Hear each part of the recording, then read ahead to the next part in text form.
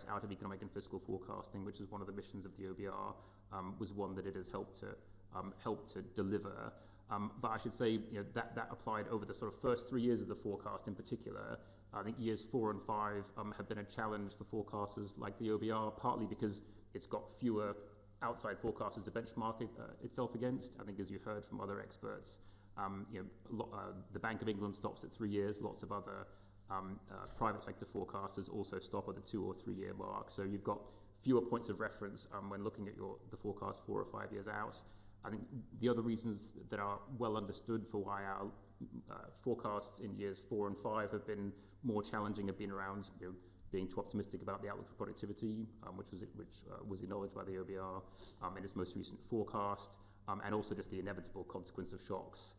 A real challenge for all economic forecasters and for policymakers is that we don't assume there's going to be a recession when we produce our forecasts, but we know that they're inevitable, and that means that the risks in that forecast can be, especially recently when we've seen lots of busts and relatively few booms, the risks can be skewed toward the downside. I think on the fiscal side, one of the reasons why it's been more challenging to deliver good forecasts over years 4 and 5 has been those tend to be the years where government doesn't have detailed spending plans for departmental spending, and that's been the single biggest source of a delta in the fiscal forecast, and almost always on the upside, which is when the government gets beyond the period where it has detailed fiscal plans, it tends to revise. It tends to assume at the outset a very slow growth in spending. When it comes time to actually divide that up between health, education, transport, defence, it adds 10, 20, 30 billion pounds to the total. In order to make those plans deliverable around the cabinet table and against the government's policy objectives. So I think as a forecaster, the OBR has been pretty good. When you compare our track record to others, it compares pretty favourably. I think where the OBR has made an undoubted contribution has been in the area of transparency around those forecasts, and so that's a second area I'd really underscore as being a contribution of the OBR to policy making. Where outside organisations have come in and benchmarked the UK's fiscal transparency against the outside world, they've concluded that we are amongst the best, and a lot of that is down to the amount of detail which the OBR provides in its economic and fiscal outlooks. You get more detail about our macroeconomic forecasts and fiscal forecasts than you get in almost any other country. Detail about what's in the central forecast, alternative scenarios, details on the policies that government is costing, and I should also stress that in addition to what's in all the documentation the OBR produces, the OBR's whole ethos is to just be responsive and transparent when asked questions about its forecast. Our principle, when I was there and also under my predecessor, was if we've got the information, and we have it somewhere in the building and somewhere in our system, people want to know it, we will disclose it, unless there's some legal reason why we can't. Either it discloses confidential taxpayer information or something about policy under development. And then thirdly, and lastly, I think the contribution that the OBR has made to improving the analysis of the risks around the OBR's central forecast over the medium term through the use of sensitivities, scenarios, through much of my time, because we were forecasting either in the midst of COVID or in the midst of an energy shock. It was really important to understand what would different paths for the virus mean for the economy and public finances, what could different trajectories for energy prices mean for the economy and public finances. I think exploring those scenarios in a way which I think governments can be reluctant to, because they always want to give a sort of deterministic view of the future, and they struggle to engage with a range of scenarios because they don't always have a plan for every scenario. I think what the OBR does is underscore the uncertainty around its medium-term forecast and the need to take account of the fact that the world might turn out to be very different from what's in the central forecast. And then secondly, in our fiscal sustainability and risks reports, we extend that work all the way to a 50-year horizon and look at the sustainability of the public finances over much longer periods, and not just look at what that means in the aggregate, but dig down into sort of what are some of the key things that might drive public spending up, tax revenues down, deficits up, debt up, be it the aging of the population, be it the trajectory for health-related inactivity, be it upward pressures on defence spending. So I think by bringing more attention to those issues of risk and sustainability, I think the OBR has also just enriched the public debate about the direction of fiscal policy. Thank you for that. I just want to follow up with a couple of small things. You rightly mentioned the fiscal risks work you do, fiscal risk and sustainability document. We've heard from various witnesses that they wish that the long-term work you do in that document got more profile, because obviously the OBR is always in the spotlight for the annual assessment of fiscal compliance of the government. but less so when it does the fiscal risks and sustainability report. Can you think of any way in which the system of responding to the OBR could help to elevate the issues that you raise in those reports on a regular basis? Well, I think part of the answer is just to keep banging on about it, sort of Kevin Costner style. If you kind of build it in due course, the kind of discussion and policy making will kind of start to address the issues that you highlight. I think one thing which we did during my tenure at the OBR was try to make the fiscal risk and sustainability report not just a scary headline number, but have a set of thematic chapters which dig down much more deeply into a set of sustainability issues, be they around health-related inactivity, be they around climate change and net zero, looking into different demographic scenarios, looking at geopolitical risks. And so I think those help to just draw attention to a set of discrete areas where there is the potential and possibly the need to actually address policy. I do think that this committee and the Treasury Committee, by holding regular hearings on the Risk and Sustainability Report, have made a really big contribution to drawing attention to that work. When I started out, that we had hearings about the EFOs, but not hearings about the FRS. And I think that's definitely helped bring attention to those areas, those issues around risks and sustainability. I think one thing which could be explored is whether you're just looking at the level of debt in 2070 and the trajectory for the deficit in 2070 provides enough kind of richness to what unsustainability means when you look at fiscal policy. You could look at sort of what would you have to do to the basic rate of income tax in order to bring the deficit toward a more sustainable position if you don't get those spending pressures under control? What would it mean if you let debt interest rise up to 12% of GDP? What would that mean for how much you'd have left to spend on education and health and other things if you wanted to keep the tax burden unchanged? So I think illustrating the sort of choices and trade-offs that an unsustainable fiscal position might force on the country would also be one way of perhaps bringing home those messages. But I think finally, a real challenge that you don't have with the EFO, which is that the government produces a forecast and the policy response is the budget. With the FRS, the OBR produces the FRS, and the government's response to it has become kind of increasingly cursory over time. The first time the Treasury produced a response to the first FRS, which was back in 2017. There was an over 100-page document produced by the Treasury talking about how it was going to address the issues raised in the FRS. Most recently, the Treasury response has been 19 pages, I think, and in a written statement to Parliament. And so the fact that there's not a comprehensive response from government, there's no parliamentary debate on the floor of Parliament about the FRS, the way there is an extensive debate about the budget. I think it's great that that yourselves and the Treasury Committee do draw attention to that report, but for the moment, that's the extent of parliamentary attention brought to it. Very interesting, thank you. One other follow-up. I wanted to ask you specifically about the letter you sent at the end of the budget process, which got a lot of attention. The letter you sent to the Treasury clarifying the public letter, clarifying the timeline of interaction between the OBR and the Treasury in the run-up to the budget. Could you just set out to the committee why you sent that letter?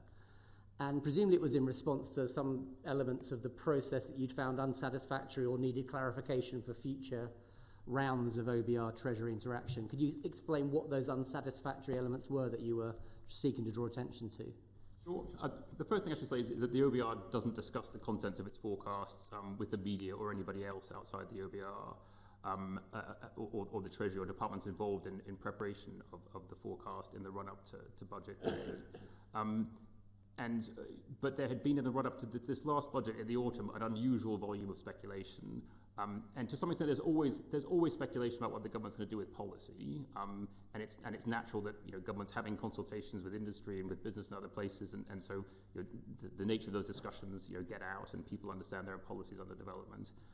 This was the first time in my 25 years working in fiscal policy making in the UK and other places that the volume of speculation about the content of the OBR's forecast was that great and that persistent. And I'd become concerned that could create a damaging impression about the professionalism and integrity of the OBR in the way in which it conducts the preparation of its forecast. And I think in particular about three perceptions which seem to be doing the rounds. One was that the OBR had somehow been fickle and changeable in the judgments it had been making about the economic outlook, and that was driving volatility in the policy-making process. I think a second concern that I had was around a very specific set of stories about how the OBR's forecast had changed at the very last minute after we closed our pre-measures forecast, and that had somehow prompted the government to abandon its plans to raise income tax.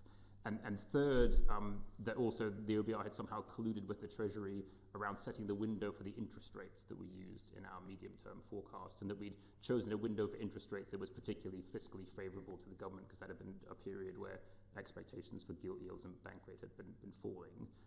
None of those three things were remotely true.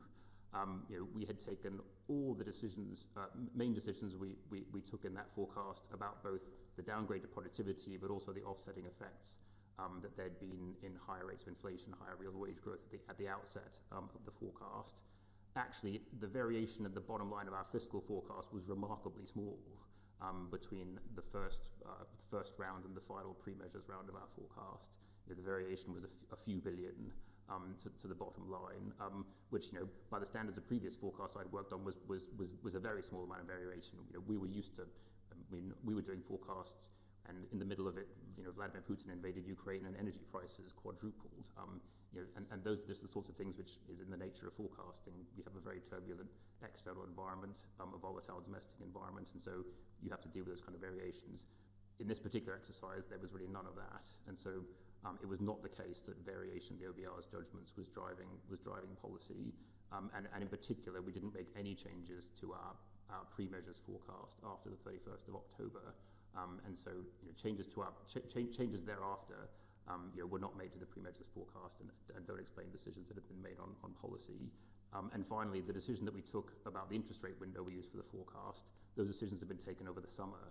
And we'd informed the Treasury of that decision in early September at a time when neither we nor the Treasury could have known whether that window was going to be especially auspicious or inauspicious for the public finances. So I thought it was also important to clear up any misconception that we had somehow done the Treasury a favour in the last minutes to help alleviate fiscal pressures in that way. Conscious that we were going to get all those questions on budget day, given the amount of speculation about them and the stories in the media, I'd informed the Treasury that I planned to write to the chair of the chair of the TSC, got the Treasury's agreement to publish the letter. I'd intended to send it on budget day, but given the events that then subsequently happened with the inadvertent release of the EFO itself, I felt it was more important to prioritise our communications with the TSC around how we were addressing that much more important problem. But when the chair of the TSC asked me for a copy of the letter on the 20th of November, I sent it on. I see. Okay. Thank you very much. Did you want a quick follow-up on this, Alison? I did have quick follow-up because you said, and that's certainly, I think, been our impression too, that the volume of speculation and discussion in the lead up to this budget was just was sort of all proportion to previous years.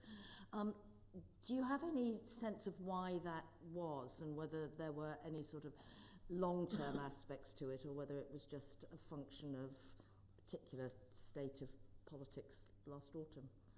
I don't know. I think part of it may just reflect the fact that people are coming to understand better and better the work of the OBR and its interactions with the Treasury.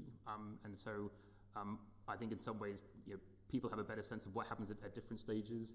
The fact that we published a timetable for the preparation of the forecast, which we started doing after a previous round of speculation about how we'd move the dates of things around to make it convenient to the Chancellor. That was one of the reasons why we chose to be more transparent about the timetable, was that there'd been a previous accusation that we'd somehow chosen particular dates to be particularly favourable, and so we wanted to make it clear that, look, we set these dates at the outset, here they are, including the most key date is when we close the pre-measures forecast round, because then in effect we're closing it to new data from the macroeconomy. So out of a desire for transparency and accountability, we started publishing the timetable for the forecast. I think that's provided a set of hooks for journalists then to ask questions, to which, one option is just to not answer them and say, well, there's nothing to tell you about the OBR's round 2 or round 3 or round 4 forecast. How we've got into a world where those questions are suddenly being answered, or at least speculated about by some people, I don't know. Thank you very much. Lord Agnew. Yes, good afternoon. Welcome back. I've got a couple of questions on the bond markets. The first question is, do markets really care about the government meeting the fiscal rules? It's interesting, in previous evidence session we've had two almost completely conflicting versions, one referring to France that's been flaunting its rules for nearly 8 years without any consequence. But I'd be very interested to hear your view. Well, I'm not a market participant, but I have observed how markets have responded to, the government's fiscal policies, both here but also in other countries where I've worked. I think that you heard from market participants when you had them before you, Rupert and Sanjaya, that I do think markets welcome having a clear articulation of the government's fiscal objectives. And the transparency the OBR provides about whether governments are on track to meet those fiscal objectives. And in a previous life, when I was working at the IMF, and we'd do these kind of big cross-country empirical studies about the impact of things like fiscal rules and fiscal councils, we tended to find that if you had kind of well-designed fiscal rules and well-designed fiscal councils, that led to sort of both better fiscal outcomes and also lower borrowing costs for the countries concerned. I think we've had our own natural experiments here in the UK back in the autumn of 2022 when we abandoned both fiscal rules and the fiscal forecasting function that the OBR provides, and that led to quite a big and large and adverse market reaction and contributed to what was an increase in bond spreads of up to 100 basis points at its peak in the aftermath of the so-called mini budget. And I think it was also telling that kind of once those institutions were turned back on, and you had the government re-established some fiscal rules and brought the OBR back into the process for forecasting it, that those spreads against U.S. Treasuries and German bonds more or less disappeared, at least for a time. So I do think that markets value a clear statement of government's fiscal objectives. I do think they value the transparency that the OBR provides about the outlook for the public finances. And while it's true that countries like France have lower borrowing costs than ours, I mean, they're under a great deal of fiscal stress and their borrowing costs have been rising. And I think it's always tricky to compare the UK with other countries that are within the Eurozone because, to some extent they have a backstop in their bond market provided by the European Central Bank. And they also have the sort of disciplining power of being part of the Eurozone and the European system, where there are other instruments that impose fiscal discipline, whereas when you're outside that system, you've got to create those constraints for yourself. And we don't, and the government here doesn't have the kind of backstop that Eurozone countries have clearly been demonstrated to have had by recent crises. I think in an earlier session with us, you mentioned that there'd been a tremendous number of changes to the fiscal rules over the last 15 years. I think it may have been as many as 10 changes. So doesn't that make a slight mockery of the process, and has it changed the way the bond markets view our behaviour fiscally? Well, I do think the UK is very unusual in the number of fiscal rules it's had. I mean, we were early pioneers in fiscal rules back in 1997 when we first adopted them. But since then, I think the average shelf life of a fiscal rule in the UK is 2.8 years. And that goes back to 97. If you take it from 2010, the average fiscal rule is around for about 1.8 years. So I don't think we should be terribly surprised that fiscal rules are not binding on fiscal outcomes. They tend to not be around long enough. And I also, I mean, it's not since 2005 that I'm pretty sure any fiscal rule has actually been around long enough for it to be assessed in outturn. It was always being assessed in prospect. And more recently, the fiscal rules we've had are only assessable in prospect, right? Because they're always about what's going on in the forecast rather than what's going on in outturn. So I do think both the lack of permanence that fiscal rules have had in the UK has meant that we shouldn't be surprised that they're not particularly binding 4, 5, 6, 10 years ahead, because they're very likely to be changed. And the fact that they always have this rolling nature means that even if the objective of the rule is to get the current budget into balance, you've always got a few years to get there. And so those rolling rules always provide a constant excuse for not making progress toward your final destination. And I mean, for example, at the moment we've got a deficit of around 5% of GDP at the moment. The government's objective is to get it down to 2.5%. But that objective at the moment is not being met for another 4 years. That'll eventually become 3, but even so, I mean, the government can repeatedly show a plan for getting to its objective without ever getting there under the rules that we've got. Thank you very much. Lord Lamont. Could I follow up on some of the questions that were raised earlier about the pre-budget situation? On the 14th of November, the Treasury briefed that it was rowing back on what it had previously briefed on the 4th of November about proposed possible income tax increases. Professor Miles, when he appeared before the Treasury Select Committee, said, "I think our concern was that there seemed to be a misconception that there had somehow been some good news, because I think the Treasury briefing had referred to better news." Was that a misconception? Perhaps you could comment on that. And secondly, the Chancellor of the Exchequer repeatedly saying before the budget that the productivity review had downgraded productivity and this meant lower tax increases. But was the productivity review not meant to be delivered in confidence to the Treasury? On the first question, we made no changes to our pre-measures forecast after the 31st of October. When we closed our pre-measures forecast, and all of the major judgments that we'd made about the outlook for the macroeconomy, both on the downgraded productivity, but also the offsetting effects that had happened, that we had made to inflation and real wages, which offset more than offset the downgraded productivity. Those judgments had been made in the round one forecast. So to that extent, there was no good news about the pre-measures forecast after the 31st of October. Because that forecast had been closed, and also those main judgments, including the offsetting effects of higher inflation and higher real earnings on things like income tax and VAT, those judgments had been made at the start of the process in early September. And it was those bits of briefing in the media, which I should say, were attributed to Treasury sources. One never knows what those sources exactly mean, and they weren't words that came out of the Chancellor's mouth, but they had created a misconception that we had reopened our pre-measures forecast after the 31st of October, and I thought it was very important to correct that misconception. The Shadow Chancellor, Mel Stride, is making a speech today about the OBR, in which I understand from what I read in the Financial Times that he's saying the OBR is a very valuable institution and ought to be preserved. But he also poses some questions. A couple of them were quoted in the FT. The first is the economic modelling used by the OBR sufficiently flexible to fully capture the dynamic of impacts of policy? I think that's probably referring particularly to taxation policy. And then secondly, he says the OBR should be prepared to be more open-minded about innovative approaches, even if there's little evidence that they've been tried before in the UK and shown to work. Are you open-minded about this? And what do you think about the first question about the dynamic effects? I look forward to catching up with Sir Mel's speech, and he's somebody who's made a lot of fiscal policy in his life, and he's also chaired the Treasury Committee, so he knows a lot about the work of making fiscal policy, but also the work of the OBR in forecasting it. I think the OBR has dynamic models for assessing all of government policy, both on the tax side and on the spending side.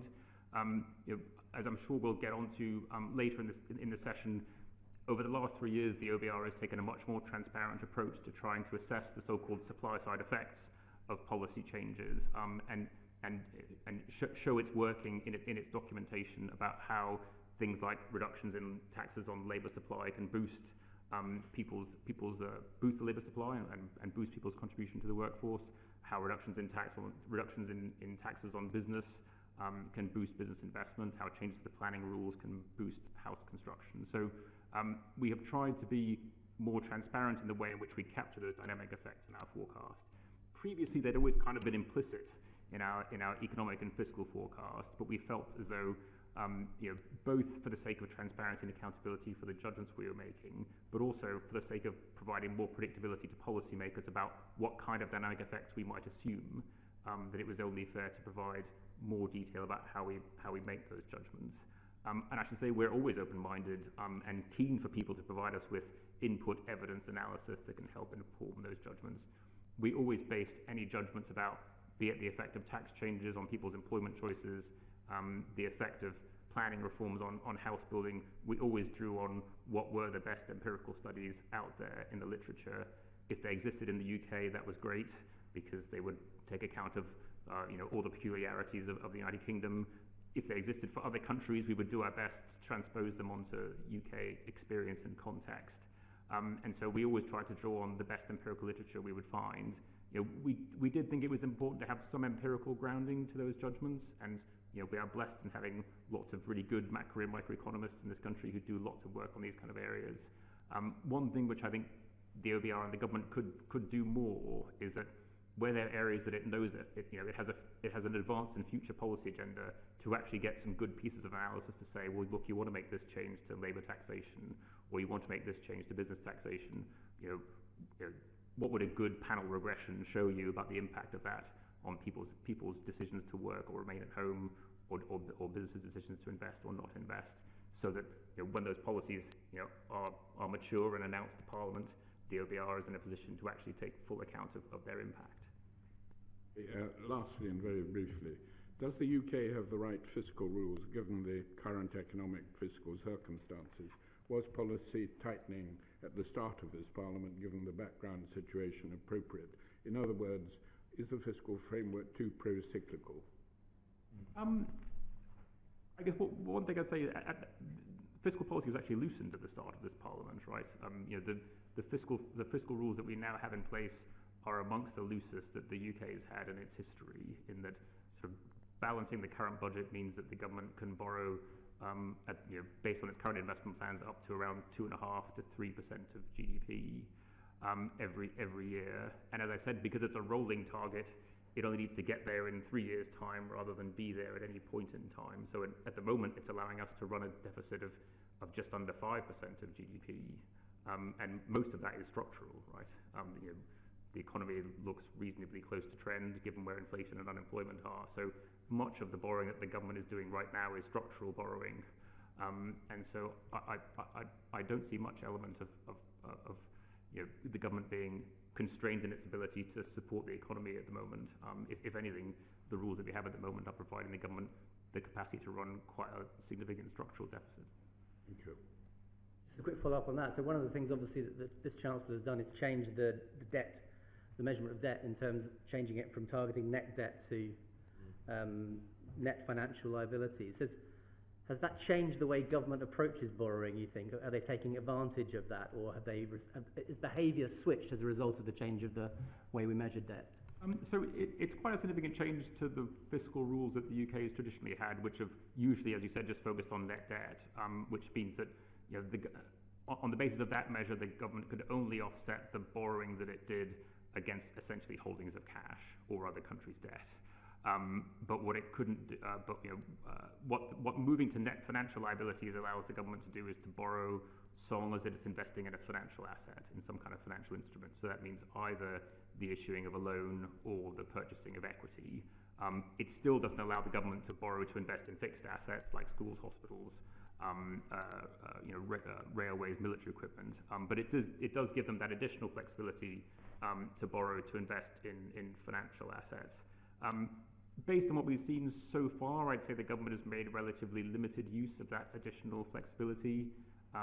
Back in the spending review they announced over the summer, looking out over the next 3 or 4 years, the government increased the amount of sort of what's called financial transactions, so loans and equity investments, by around £2 billion per year, which is not a very significant increase in that kind of investment given how much they're doing elsewhere.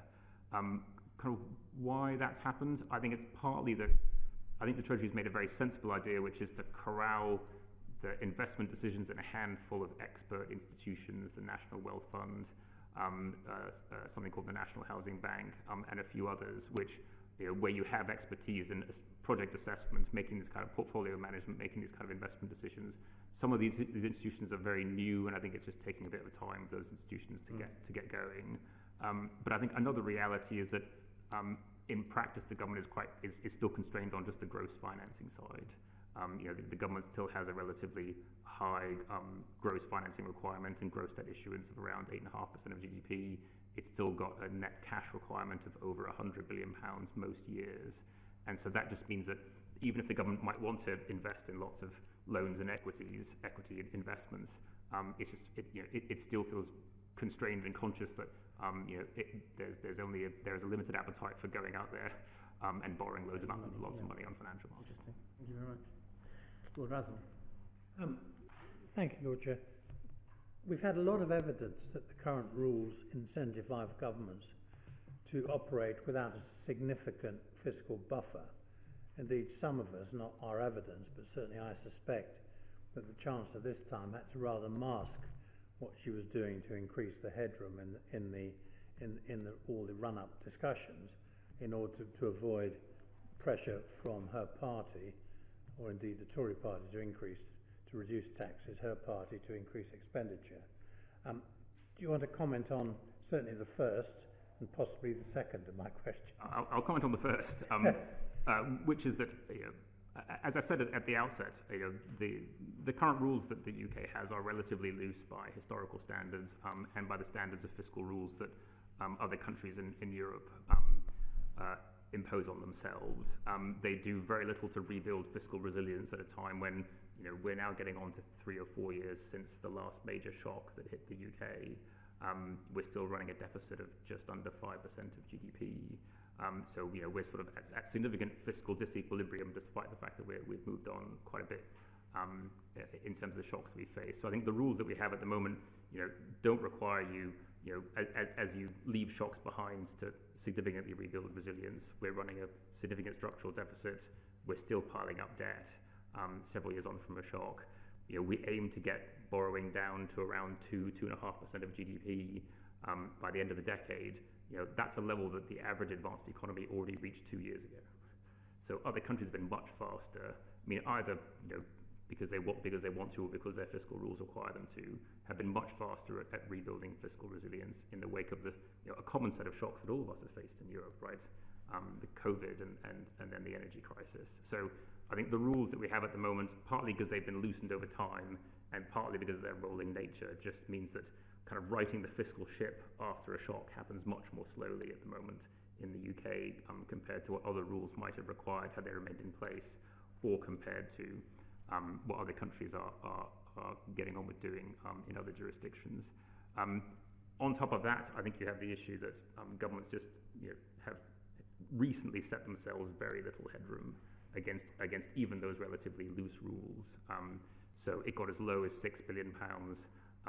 It was then in the first budget of this government 9.9. It's now gone up to just above 20.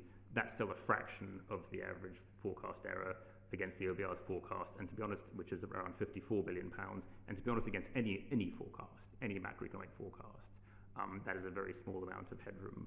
I think it was interesting when you had Simon French in front of you. He was saying that kind of average contingency margin for a UK PLC would be around 5% of turnover.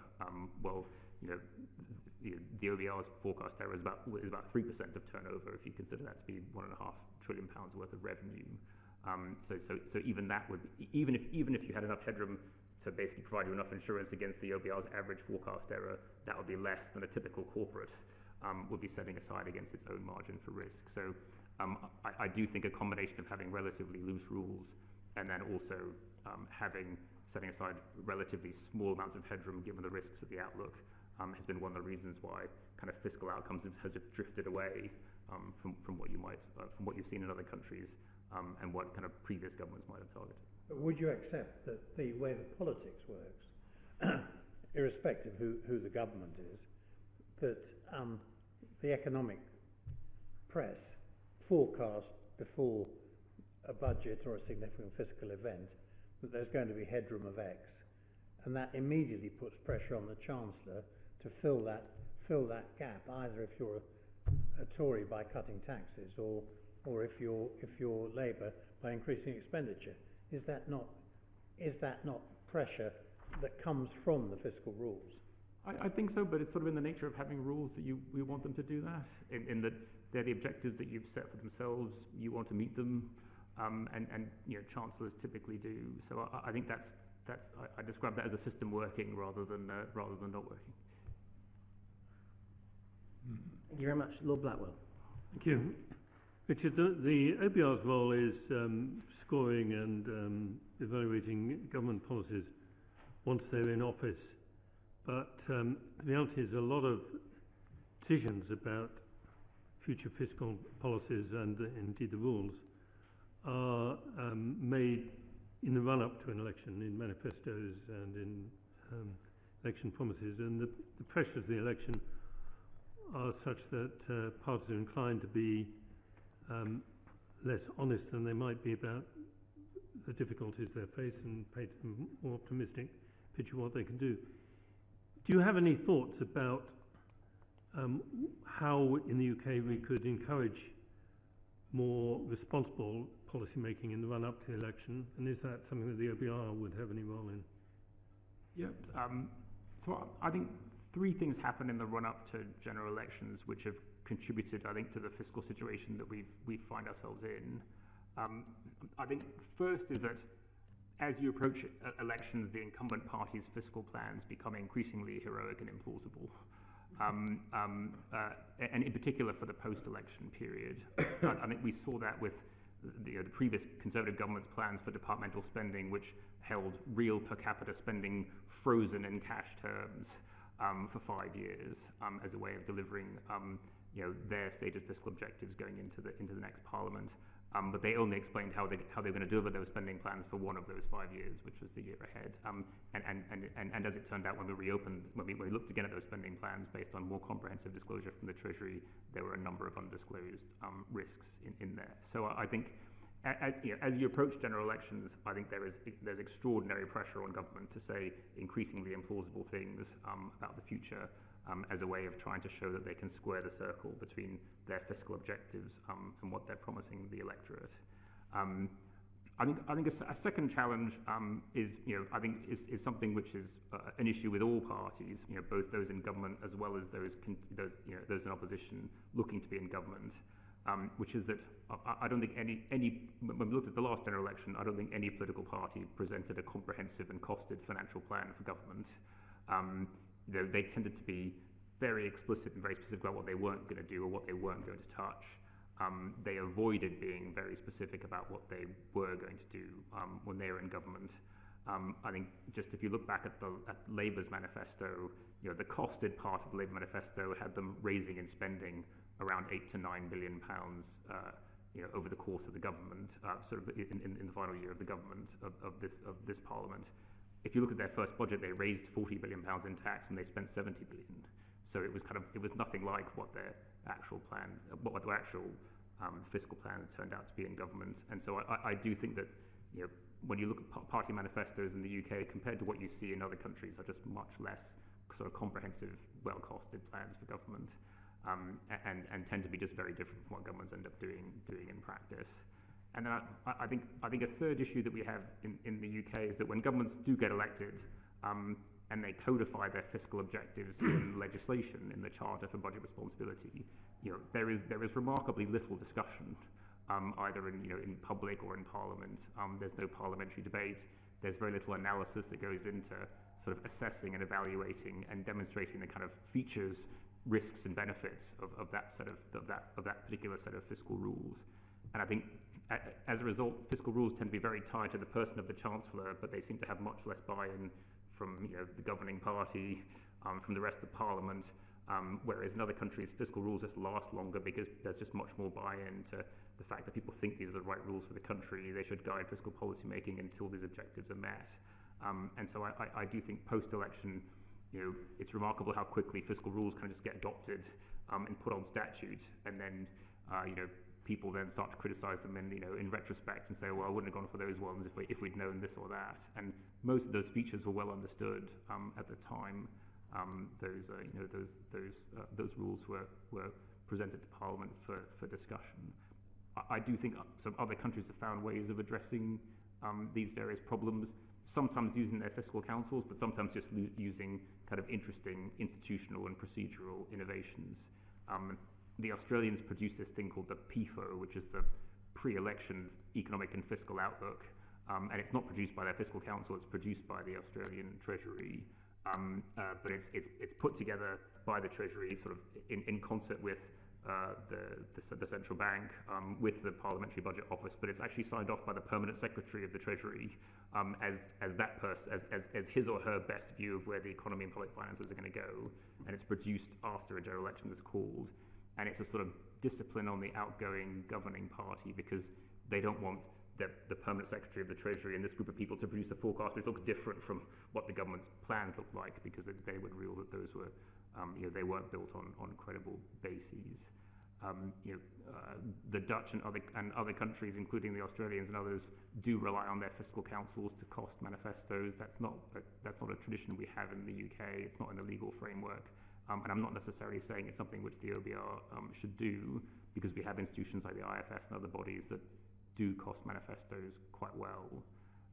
But I think the main problem is that there tends to not be enough specifics in the manifestos themselves to actually do the costing.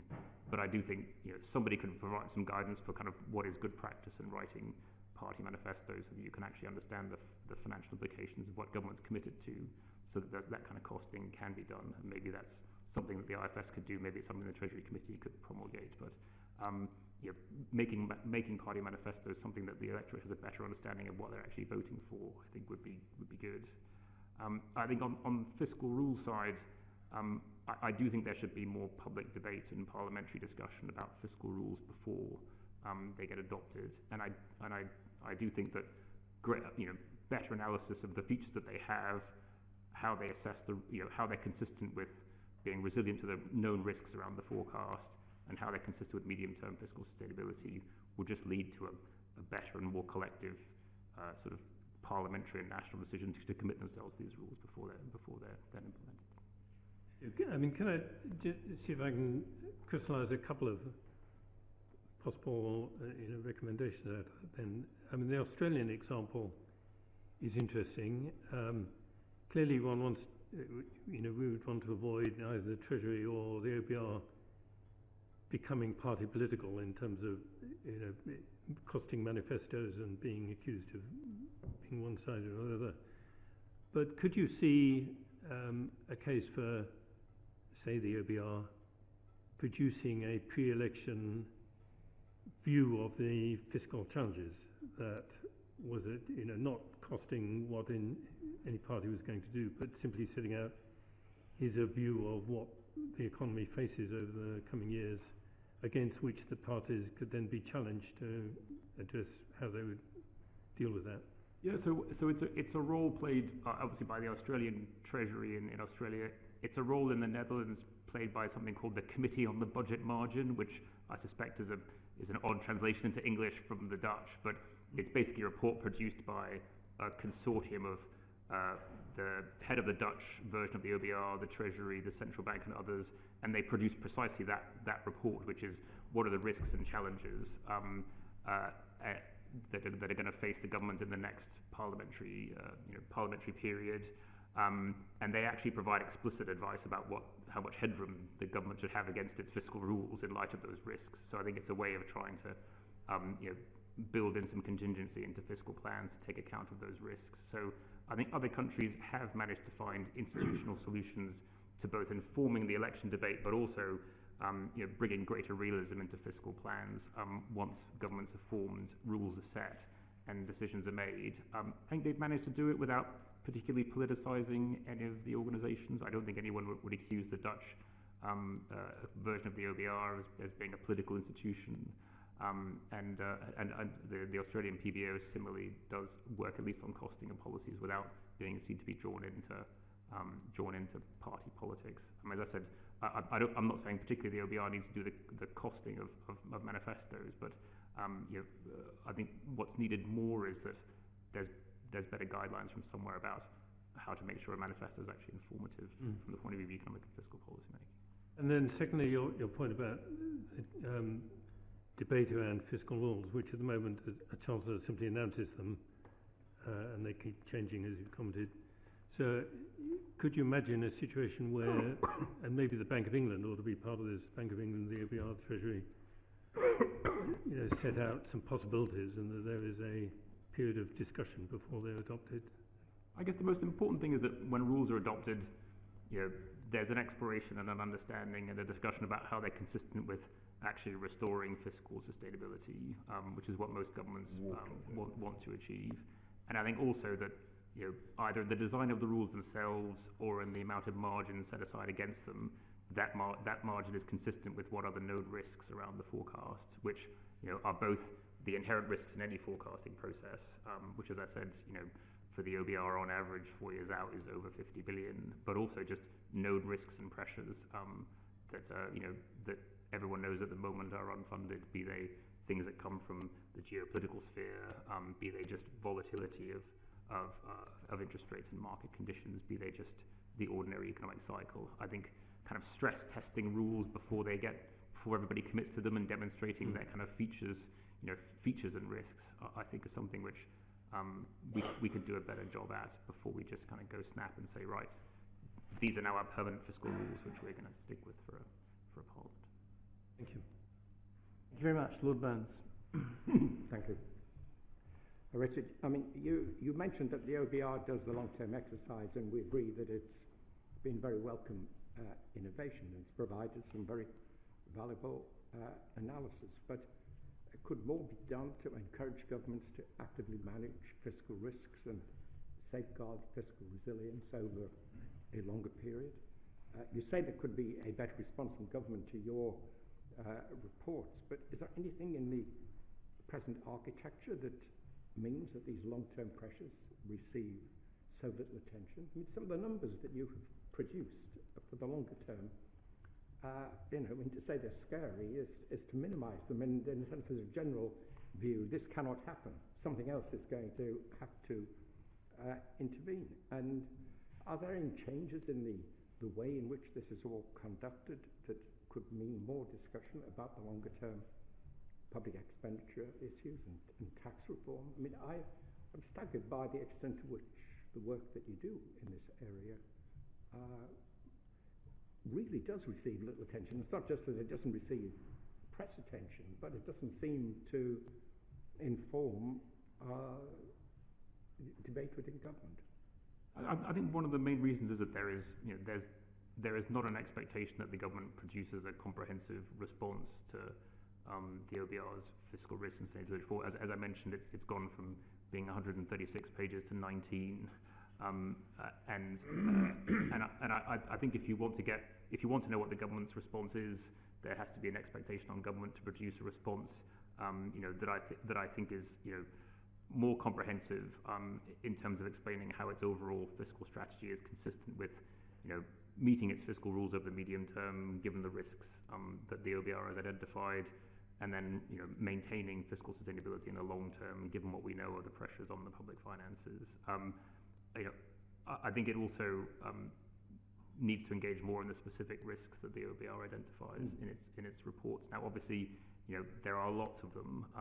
The OBR produces, in addition to the report which highlights a handful, a kind of encyclopedia of other fiscal risks, be they risk to the expenditure side, the tax side, which add up to sort of 50 odd. You wouldn't expect the government to have a detailed response to every single one of those.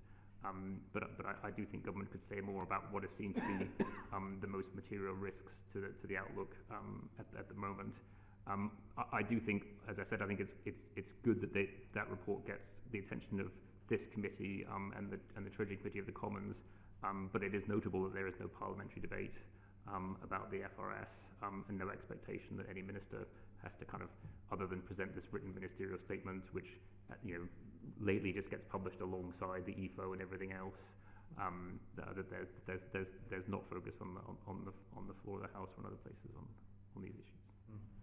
If you put yourself in the position of the Chancellor, can you reflect on why they might have frustrations with the existing dialogue that takes place? I mean, we keep hearing, in a sense, suggestions from various quarters about this. Are there any changes in the whole rules and the way in which these exercises are conducted that would make the Chancellor's job easier and make them feel more in touch with, in a sense, the analysis of what is going on? Do you mean around our forecast or FRSs or other? Well, about the budget process. I'm thinking of the whole budget process, where there is, I sense some frustration that it's a bit like playing postal chess, that there is a long delay between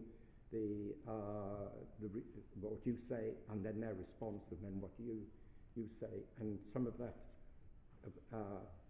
could possibly be leading to some frustration. I'm just wondering, what is there in the architecture that we're looking at that would make the Chancellor's job easier?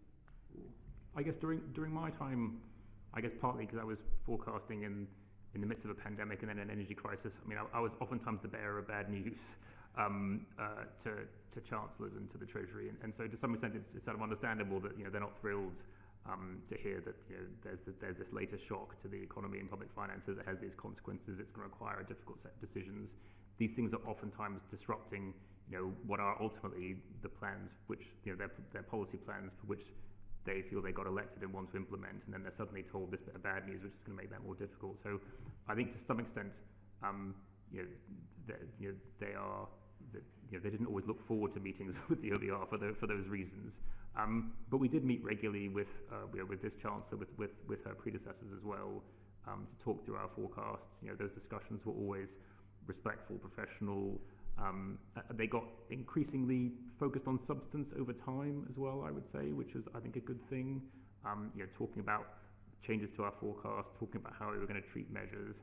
I think one thing that we endeavoured to do on the OBR side was just always try and be predictable in the judgments that we made.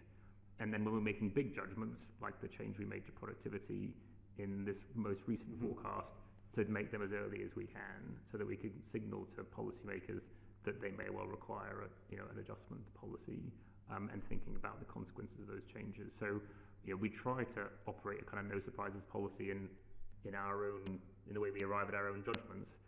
The reality is the world offers plenty of surprises these days anyway,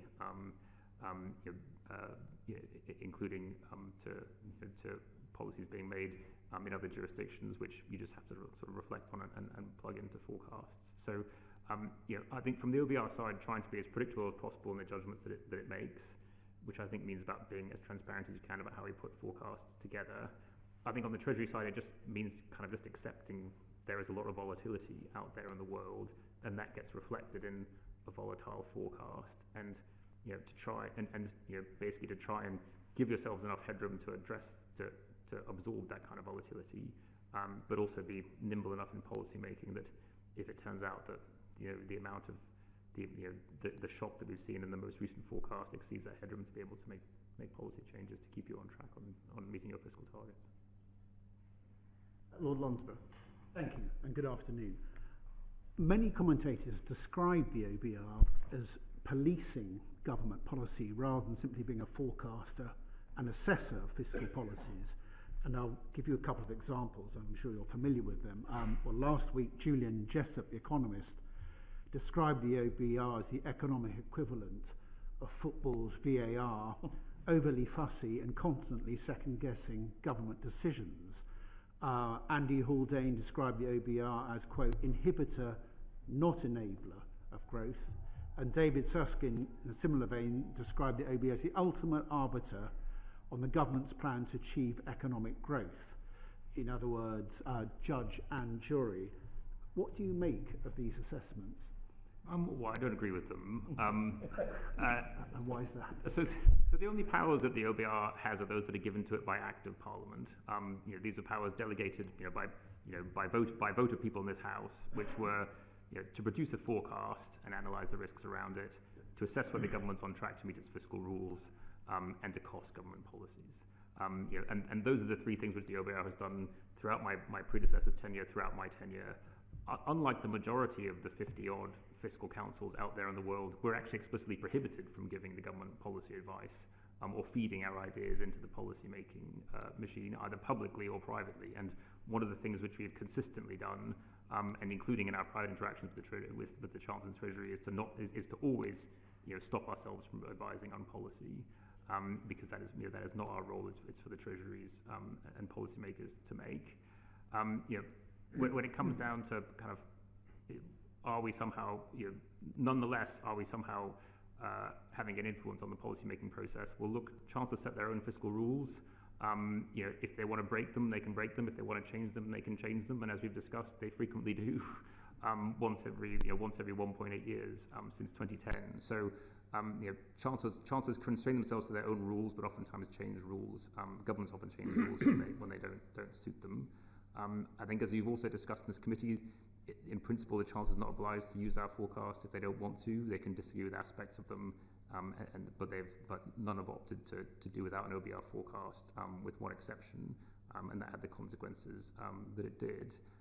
And just more fundamentally, in a given budget, we're costing, a few tens of billions of pounds worth of policy measures one way or the other. At any point in time, every chancellor's in charge of £1.5 trillion worth of revenue, £1.5 trillion worth of spending. That gives them £3 trillion worth of choices in which to make those decisions.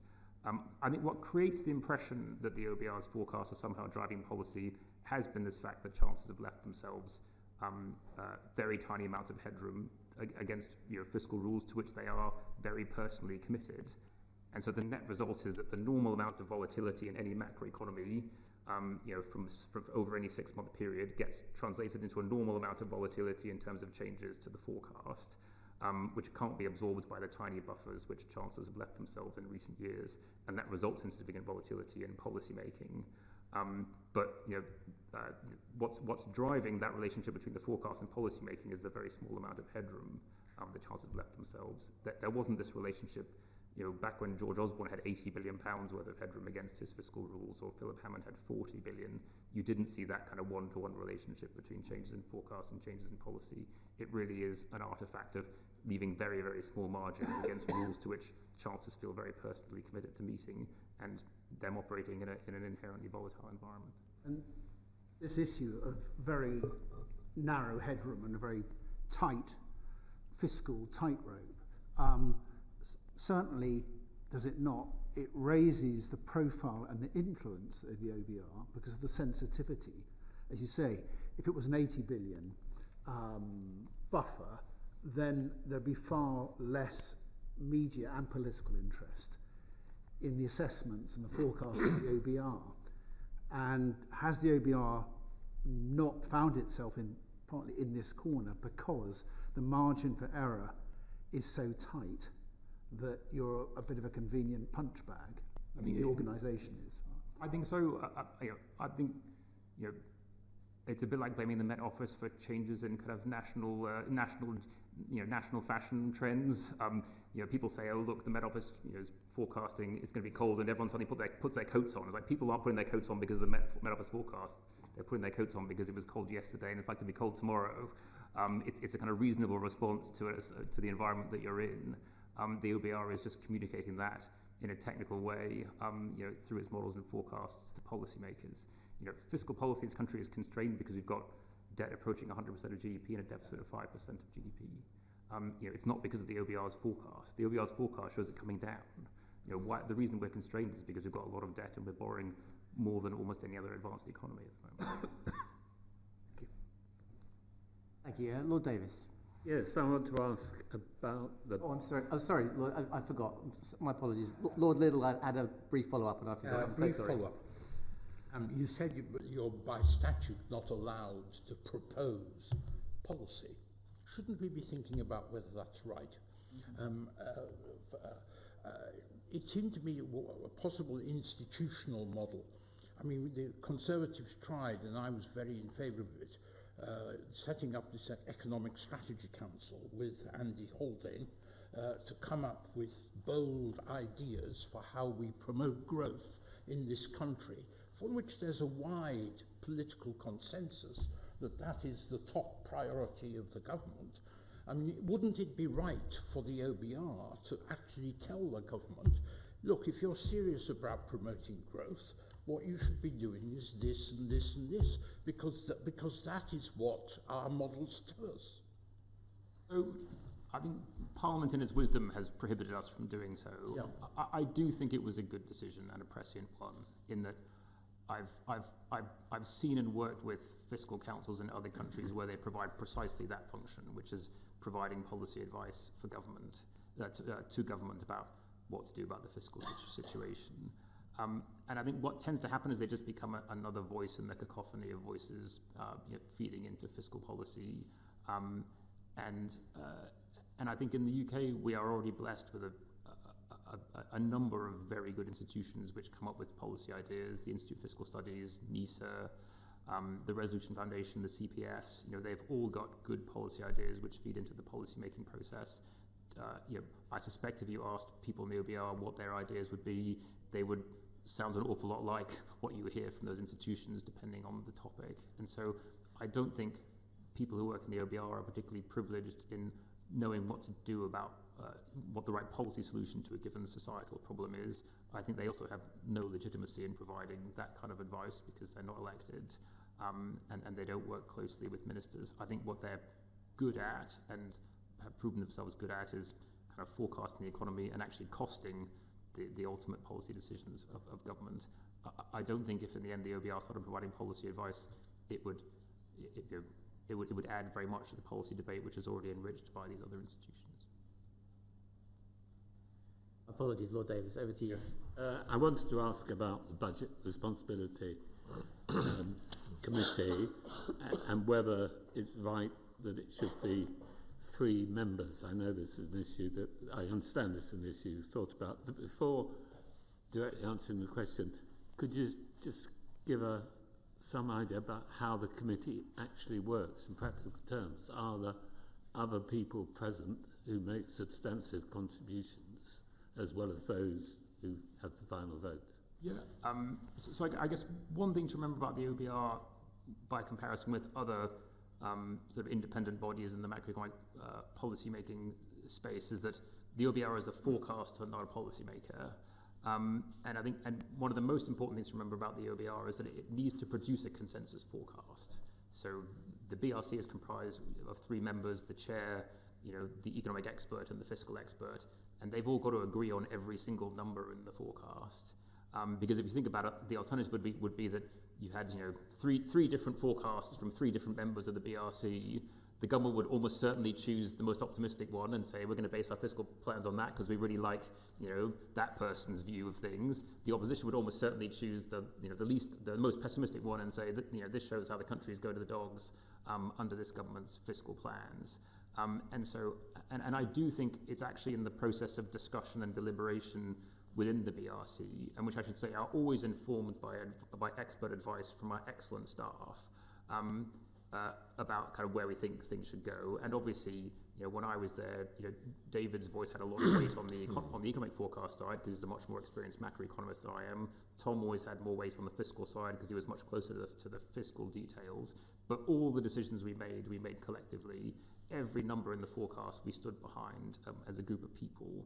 And so I do think if you were to expand the number of people on the Budget Responsibility Committee and try to make it more like the Monetary Policy Committee of the Bank of England, where you had kind of 9 different perspectives and 9 different voices, well, none of those 9 people have to sign up to the bank's forecast. It's kind of a staff forecast, but they've all got their own individual views about where they think the economy is going and how interest rates have to respond. And what they do have to do is make a decision about one thing, which is interest rates. Whereas the OBR has to operate by consensus. It's got to form that view amongst a number of people around which you can get a consensus, and it's got to have enough time and enough input to arrive in that. I do think if you expanded the number of people on the committee significantly, inevitably what you would get is, because it has to produce a consensus forecast, you just empower the most outlandish view, because they would have a de facto veto on the consensus. And so you would end up pulling the forecast to one or other extreme, depending on who wanted to hold out until they got a particular view of where they thought the economy or the public finances or a particular costing were going. So I think you have to keep the BRC down to a manageable number of people so that you can all get behind a consensus forecast as informed by the analysis that staff do. And I should say we don't do that at all in isolation. We have an advisory panel of 25 macroeconomic and microeconomic experts, including city forecasters, academics, people who work in think tanks, people who work in business.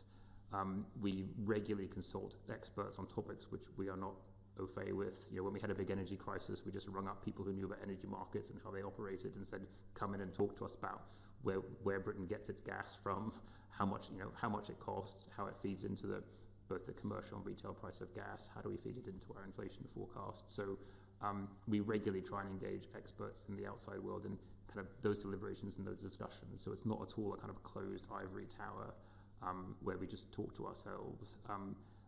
But I do think you have to keep the numbers of people on the committee to a manageable number, with also a reasonable tenure, such that if you're constantly changing the composition of the committee, you're going to have a very volatile forecast because every newcomer is going to have a slightly different take on how things are going. or you run the risk of, if you're bringing new people on all the time, well, they're not up to speed on what was in the last forecast. They'll take a few forecasts to figure out quite where things are going, and then by the time they've figured it out, they're moving on and making space for the next person to rotate on. So remind us of the rules on length of membership.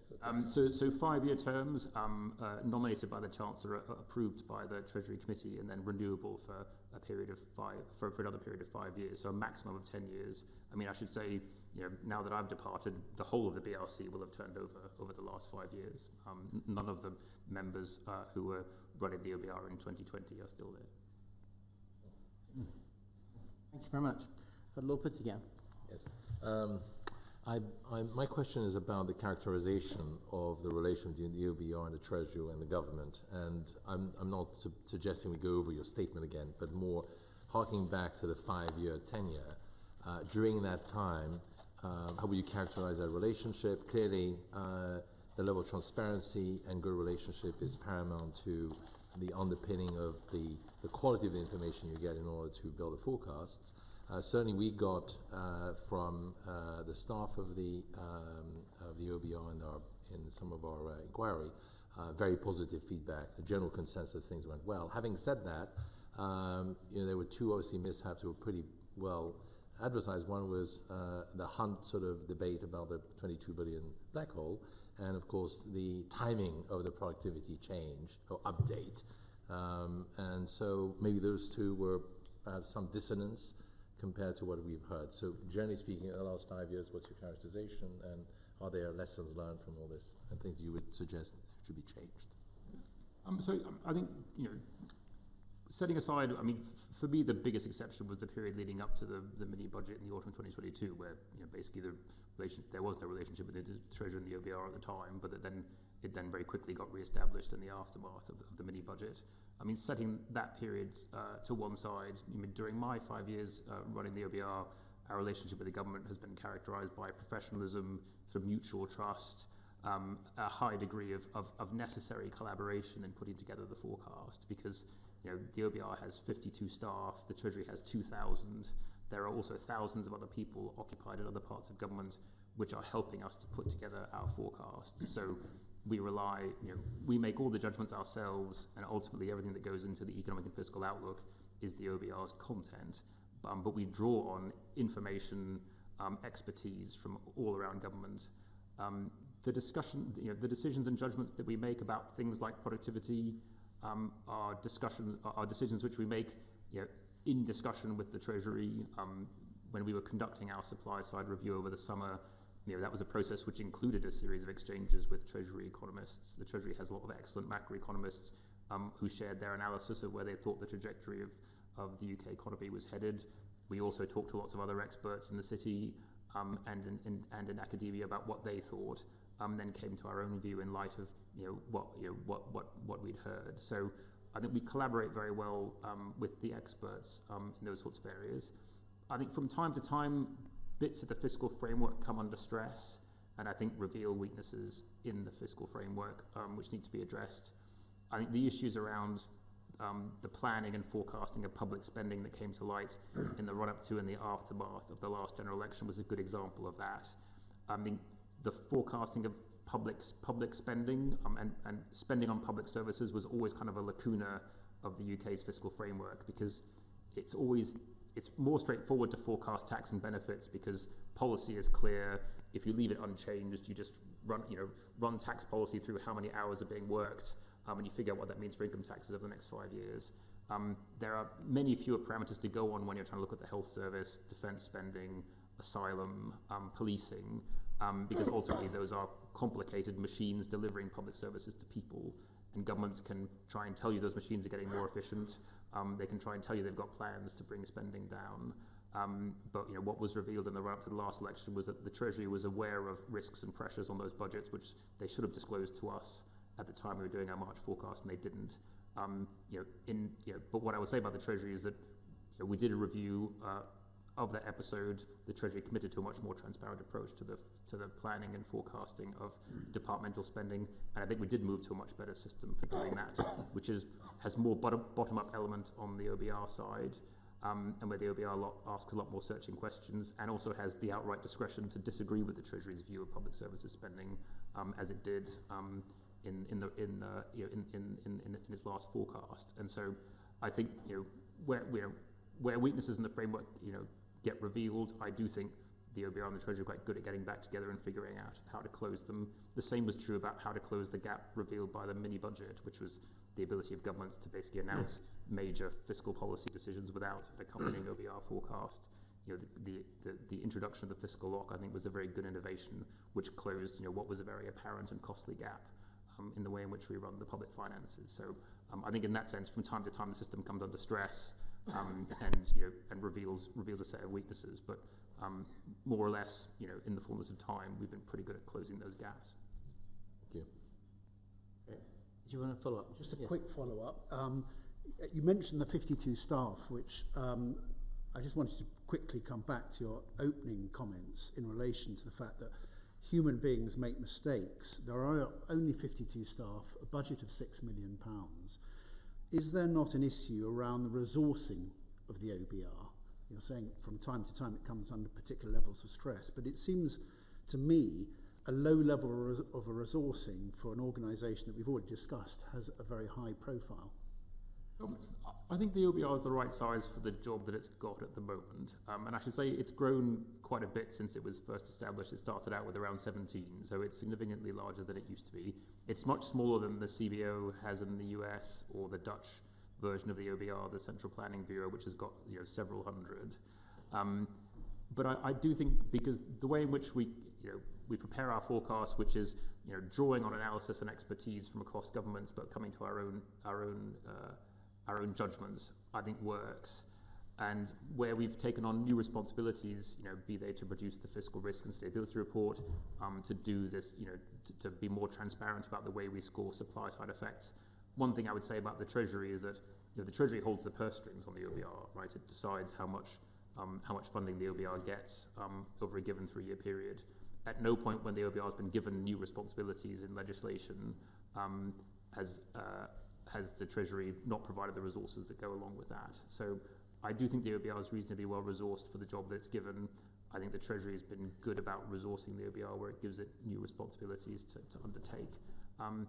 I would worry about it getting too big and too unwieldy in the sense that it would make it more difficult to arrive at those kind of consensuses and to have a good understanding of what every person in the organisation is doing at any point in time within the management structure. But I think we try and do things as cheaply as possible, because when you're called the Office of Budget Responsibility, you want to make sure that you manage your budget responsibly, even when it's only £6 million. Thank you, Lord Turnbull. In an earlier answer, you said people are getting a better understanding of the work of the OBR. Well, I'd say maybe, but I still don't think that we're where we really want to be. And so there are still questions to look at: how it reports and how those reports are analysed and debated. There are some clear improvements. The expanding of the fiscal margin, I think, is definitely an improvement. There's also the question not yet achieved, but that we should be working towards a world in which the FRS, if that's the right word, the FRS gets more prominence relative to the economic outlook, and that can be worked upon. Now, all this has got to come into, however, another change we haven't yet talked about, which is the 1-2. The 1-2 is one fiscal event and two forecasts. How is that going to work? And is it actually workable? One situation which I'm worried about is there is a budget and an outlook, and the two kind of cohere, and some fiscal prospects are laid out. Some months later, and we haven't decided how many months that should be, some months later it becomes apparent that we're not really on that trajectory.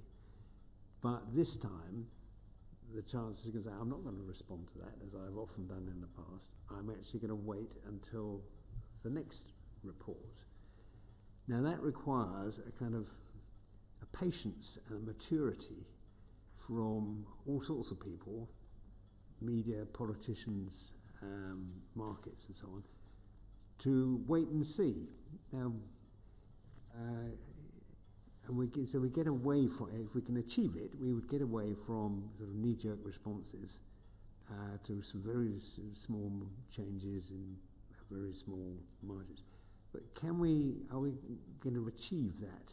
Or do you think that once anything is produced which shows it's not going in the right direction, the pressure for immediate response will be overwhelming? Well, I think it's easier to achieve if you've got more headroom against your fiscal rules, and in the spring forecast you're less likely to be at risk of missing them. So I think more headroom just gives government more space, more time and space to deliberate about policy without facing those kind of immediate pressures about what you're going to do, about the fact that your rules are either on track to be missed or close to being missed. So I think having a bigger margin against any rule you set for yourself has to be part of the answer. I think also, it must be possible because nearly every other country in the world does it this way, which is that most other, like every other advanced economy produces at least 2 economic and fiscal forecasts a year. Almost every other advanced economy just has 1 budget a year, usually in the autumn. And they treat the spring forecast as a kind of a mixture of a sort of update, kind of health check on the economy and public finances on the way to a set of decisions in the autumn, and a sort of firing of the starting pistol on a kind of longer preparation of the budget between spring and the autumn. I mean, I'd say at the moment, a kind of one challenge we have in this country at the moment is that there's quite a short gap between the autumn forecast and the spring forecast, which means you're then going to have a very long gap between a spring forecast at the beginning of March and then a budget whenever it's going to happen in the autumn. Most other countries spread it out so that it's more like 6 months and 6 months, but that's those timings can move around. I do think thinking about the spring forecast is something which provides the context and framework for thinking about fiscal policy making over the course of the summer into the autumn. It provides government to do something which I think it does less and less of for reasons I don't fully understand, but just consultation on policy options and choices, as opposed to just making policy decisions very rapidly with relatively little consultation in fiscal events. Now, part of that was driven by shocks, but if you have a period of relative peace in the economy and in the fiscal outlook, that gives you more time to consult on options, think about them, and then actually implement them and announce them, the final details in the budget. So I think using the spring forecast as a thing that sets the framework and context for a discussion and dialogue with Parliament and with the public about policy options for addressing whatever fiscal challenges get revealed in the spring, I think it is the way that the budget process works in other countries, and I don't see any reason why it couldn't work that way here. Is there a need before this next spring forecast for someone to say something about how it is intended that this system operates? In other words, don't expect me to simply respond as people have done in the recent past. If you wait until you get there, and people still won't have an understanding of why you're changing it in this way and what are the benefits that you can extract from it, which you've just set out. I think it would be helpful. I think it's always helpful when governments just explain how processes are going to work, because lots of stakeholders have stakes in the outcomes. I mean, the OBR has been clear that in the spring, it will continue to produce forecasts for the current balance and for net financial liabilities. So you will be able to see the trajectory of those things. What the government has said is that it won't treat the spring forecast as a formal assessment of those rules, and so it won't feel obliged to respond with policy to any changes in those forecasts. And that is the way fiscal policy making works in most other countries, which is they consider that thing to be a sort of interim check, and then they reconcile things in the autumn and bring things into line with their fiscal targets in the autumn. And if the spring forecast reveals a bit of breathing space, they have a think about how they might use it up. If the spring forecast reveals a deficit against where they want to be, then they've got a process between the spring and the autumn in thinking about how to fill that gap with policy. And so, I do think clarity about how that process will work will just help make it more predictable. And in my experience, the more predictable processes are, the better they tend to run, and the more satisfied people are with the outcomes.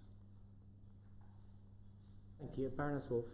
Yes, my question relates to the OBR's recent experiences with dynamic scoring of supply-side effects of fiscal policy. And indeed, it's a return in a way to the discussion that you had with Lord Liddell about the OBR's role in recommending or affecting policy.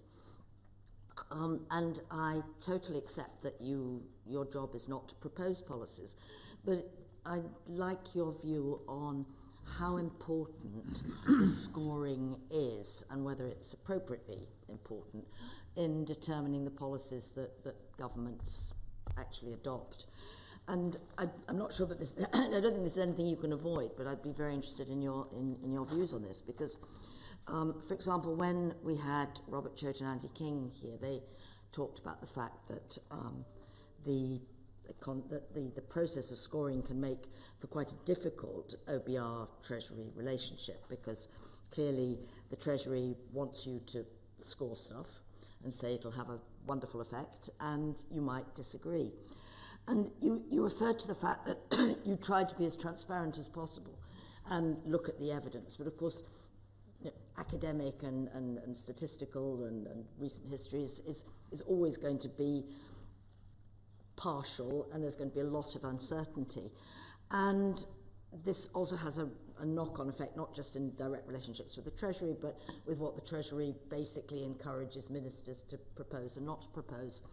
And as I said, I don't have any solution for this, but I would be very interested in your comments on the experiences and the fact that, for example, you've upped the bar and lowered the bar, and whether there are any conclusions you have about going forward, whether maybe there's too much transparency, or whether one should just make the bar very high, or any general conclusions about this. Yeah.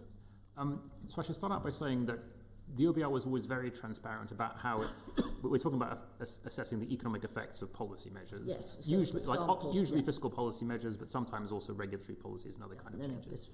The OBR was always very transparent about how it calculated the demand side effects of fiscal policy. It used a set of fiscal multipliers. They were around since Lord Burns was in the Treasury. They're pretty standard. They're re-estimated from time to time. But they take the package as a whole and then apply it to aggregate demand. The effects are always temporary, because ultimately you can't stimulate demand forever. At some point you start pushing up inflation. There's an interest rate response, and that brings demand back into line with supply. I think what we're talking about here on dynamic scoring is what we decided to do back in 2022 was to be much more transparent about the economic effects of policies on the supply side of the economy, where we made a decision early on, that we couldn't do it for everything, and that we had to be selective, but that it was important to be more transparent for a number of reasons. I mean, one is that it was always implicit in our forecast. It was sometimes coming as a surprise to the Chancellor when we would say that particular tax change is having this effect on labour supply, which may or may not offset what you think you're doing. And that we need to be more transparent about that. We'd also made a very big judgment about the supply side of one very big economic policy decision, which was that to leave the European Union, which we estimated was going to reduce potential output by 4% in 15 years. We were very transparent about how we made that judgment, but it raised a legitimate question about, well, what about other things which might affect the supply side of the economy in a negative or positive way in future? So we sort of, we decided to embark on this approach of being more transparent about supply side effects. It was also designed to just, respond to criticism that, we can't be supply side nihilists as forecasters. If governments want to, produce pro-growth policies, they have a right to understand what might be the growth impact of the policies that they were pursuing. But we did, set 4 criteria. They had to be significant, additional, they had to be durable, and they had to be evidence-based. And that was a way of trying to filter out, what could potentially be hundreds and hundreds of policies where we had to think about the supply side effects of those. It's been highly instructive to look at what's happened since then, and the policies that we have been presented with by the Treasury, and which we have reflected in the supply side of our forecast. We had 19 over the course of 5 fiscal events, and I think what we've learned about them in the process, the most striking thing is basically just how small the growth impacts of both these policy changes have been. The average effect of those 19 policies was to change potential output by 0.04 on the level in 5 years' time. So an even smaller amount on the growth rate over those 5 years. So generally speaking, a lot of what government was announcing as growth initiatives were too small to actually be able to to change the roundings on any of the OBR's GDP figures in 5 years' time. But you got the biggest positive impact from basically a set of tax changes, the changes to NICs both up and down, from the reforms to planning, from the big increase in public investment that the government announced in its first budget. And those were more material. They're on the order of kind of 0.2 to 0.25% on the level of potential output in 5 years' time. And so it was very clear that there was a large number of very small measures which were not really making that material difference to our economic forecast, and a small number of quite significant measures which probably were slightly moving the dial on potential output in 5 years' time.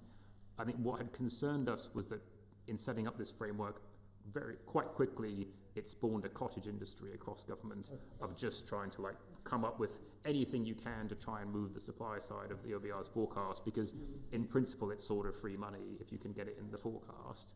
And so we did feel the need, both to spare kind of the analysts in the department themselves, as well as the pressures being put on the OBR as a forecaster, to say, look, we really are just going to focus on, we're going to define significant much more clearly to mean 0.1% in 5 years' time on the level of potential output. Anything which we think is below that, basically, we'll assume that their effects are broadly symmetric and offsetting in our forecast, and we're not going to take account of them. And what was interesting is that as a result of that, in this most recent forecast, there were no growth measures that we scored on the supply side, positive or negative. Not even the tax changes, not even the further increase in the further freezing of NICS thresholds and income tax thresholds for further years into the forecast. So I think in that sense, I think it's refocused the framework on where it should be, which is where the government's making significant and durable changes to the supply side of the economy. As forecasters, we take account of those because that's important, having a good forecast. But we're not at all interested in being the arbiters of government growth policy and somehow saying that's a good growth policy and it goes in our forecast, or that's a bad growth policy and government shouldn't go ahead with it.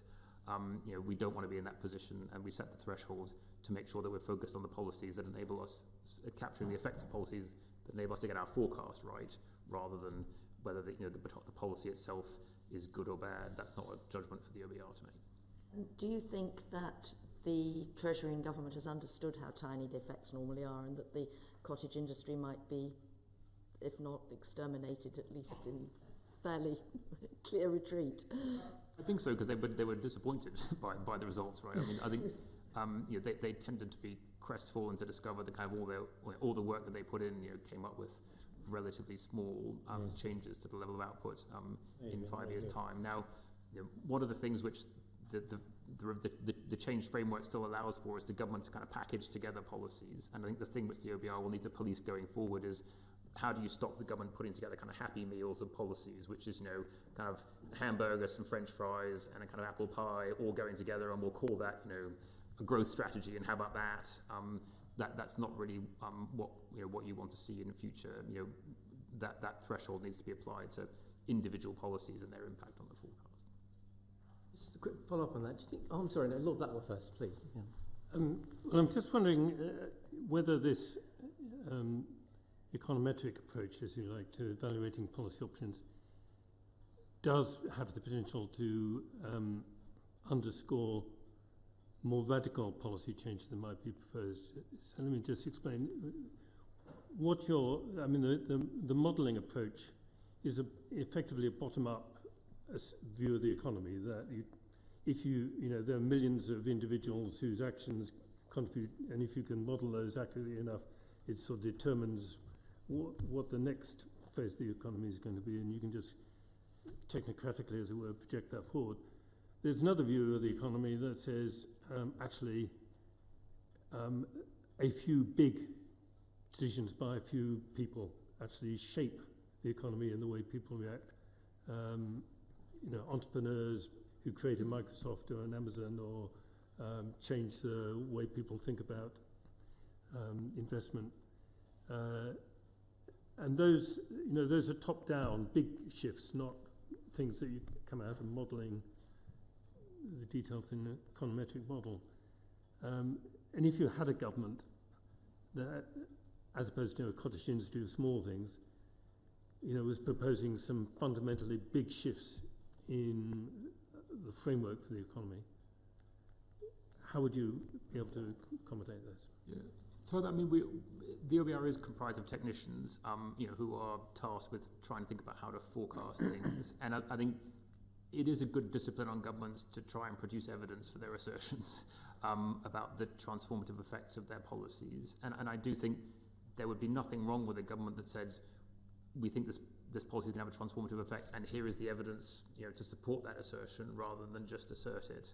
I think we've always shied away from sort of faith-based forecasting in the OBR about sort of, do you believe in a particular sort of direction or agenda? It's always about what can you actually demonstrate has made a difference in the past. And then if it's an entirely novel policy, we'll point to some analogy or some mechanism through economic modelling, which shows how it would manifest itself either in this country or in another place. So I think we've always had an open mind. I think there's, we would definitely encourage more work on what kind of policies have the right kind of growth effects. I think where governments, are kind of going for a moonshot and saying, well, look, we're going to try this thing out, it just might work. It could well completely transform sort of entrepreneurialism and the investment climate in this country, and we expect that to happen. Well, as a forecaster looking around, if that's the case, well, when that government, announces the policy, you ought to see that reflected in business investment intentions, equity prices, and so in that sense, you ought to pick it up in your forecast anyway, because business sentiment is rising, investment intentions are going up, and so you ought to capture those kind of sentiment impacts in your baseline forecast. If it's a delayed effect, well, if it really is transformative, well, then you'll probably pick it up in the next forecast in any case. So, just be patient, and maybe that's a reason to announce it in the spring and then implement it in the autumn, when the transformative effect it's having on national sentiment is manifesting itself. But the OBR, tends to rely on evidence for the effects of policies, and then, it definitely doesn't try and second guess the sentiment of the business people, entrepreneurs, and the economy. It draws those from the best indicators we can get of kind of business sentiment and others. So yeah. Thank you, Lord Vergy, over to you. Thank you for your contribution today, Mr. Hughes. It seems we've lost a very good contributor to UK economic policy. My question today is, obviously we've covered this in your whole evidence session, but could you give us 2 or 3 really important recommendations you would like to see in our report, and key issues that you would like to see us emphasize in our report? I think the most important thing I could say is that I do think this committee is asking the right questions, and that its inquiries that it's had in this session and all the previous ones, which I've watched, I think you're exploring the right avenues, which are around how can we make our fiscal rules more binding on fiscal outcomes, because clearly the UK is increasingly fiscally vulnerable and an outlier compared to all other advanced economies. We've got the 6th highest debt, the 5th highest deficit, and the 2nd highest borrowing costs amongst 35 advanced economies. That's not a good fiscal place to be. And so our fiscal framework needs to deliver more binding and more sustainable fiscal outcomes, and thinking about how you can do that through the design of rules, and also finding ways of building in institutionally better amounts, higher amounts of headroom against those rules, which is commensurate with the risks to the forecast, I think is also a second thing which is really worth thinking hard about in the UK context. And as I said, other countries seem to have come up with institutional solutions to dealing with those things. And then finally, I think this committee's focus on how to bring more prominence and public and government attention to the management of fiscal risks and the maintenance of fiscal sustainability by getting a stronger sort of government and policy response and a richer discussion in Parliament and in the wider country about these issues, I think is really important. I would encourage you down all those lines, but I wouldn't be so bold as to offer specific solutions. I think the only other thing I would say is that I think the importance of avoiding any councils of despair and thinking that somehow these problems are insoluble. All of our fiscal problems are man-made, and men and women need to be their solution. And so I do think that this country in the past and a host of other advanced economies have actually managed to get themselves out of fiscal difficulty and get themselves into more sustainable fiscal positions, some of which were in much worse positions than we were a few years ago, if you look at countries in Southern Europe. So it's clearly possible to tighten up fiscal frameworks, deliver more responsible policies, and get better fiscal outcomes. And I'm really pleased that this committee is focused on these kind of questions, because I think they are of increasing urgency. A couple of quick follow-ups, Lord Lamont and then Lord Razzle. Well, you've given us brilliant evidence, I think, this afternoon. I'm afraid I was just a little bit disappointed in the last answer you gave, because you declined actually to do what I was hoping you would do and give us a very specific sort of architecture. I mean, we all know the system is too easily gamed. It's absurd that you should have compliance with the rules when debt is following in the last year, but it's actually higher than it was at the beginning of the period. Surely you can give us some specific ideas of how to bind in genuine reductions earlier in the whole period of the forecast. I think you can look at what this country has done in the past and what other countries have done are doing at the moment to make their fiscal rules more binding.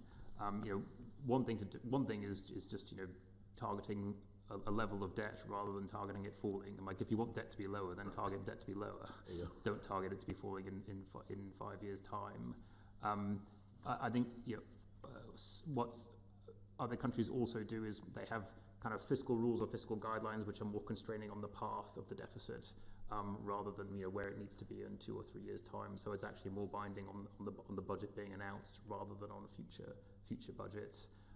Other countries require kind of misses against the fiscal rules being made up in future years, so that you don't just get this kind of upward drift in deficits and upward drift in deficits. So there are mechanisms that one can use. They all have their advantages and disadvantages.